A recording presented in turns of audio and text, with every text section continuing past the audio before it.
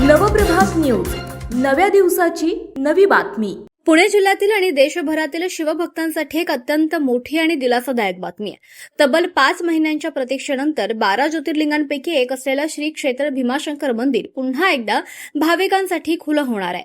येत्या 15 जून 2026 पासून भाविकांना भीमाशंकरचं दर्शन आता घेता येणार आहे।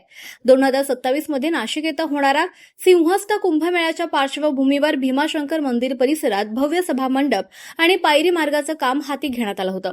या युद्ध पातळीवरील कामामुळे 9 जानेवारी 2026 पासून मंदिर दर्शनासाठी पूर्णपणे बंद ठेवण्यात आलं होतं।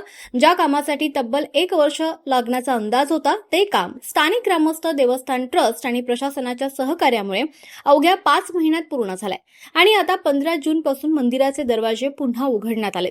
दरम्यान मंदिर प्रशासनानं सुरुवातीच्या टप्प्यासाठी म्हणजेच 15 जून ते 30 जून या कालावधीसाठी काही कडक नियम आणि नियमावली जाहीर केली आहे। ती खालीलप्रमाणे: दर्शनाची वेळ असणार आहे दररोज सकाळी 7 ते सकाळी 11 वाजेपर्यंत।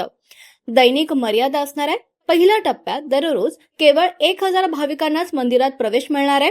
ऑनलाईन नोंदणी: दर्शनासाठी ऑनलाईन पास असणं अनिवार्य असणार आहे। ही नोंदणी 5 जून पासून सुरू होईल। ओळखपत्र आवश्यक असणार आहे। दर्शनासाठी येताना भाविकांना आपले वैध ओळखपत्र म्हणजेच आयडी प्रूफ सोबत आणणं बंधनकारक असणार आहे। मंदिर प्रशासन, जिल्हा प्रशासन आणि पोलीस प्रशासनानं भाविकांना नियमांचं पालन करून सहकार्य करण्याचं आवाहन केलंय। त्यामुळे जर तुम्ही सुद्धा भीमाशंकरच्या दर्शनाचा प्लॅन करत असाल तर 5 जूनला ऑनलाईन नोंदणी करायला विसरू नका।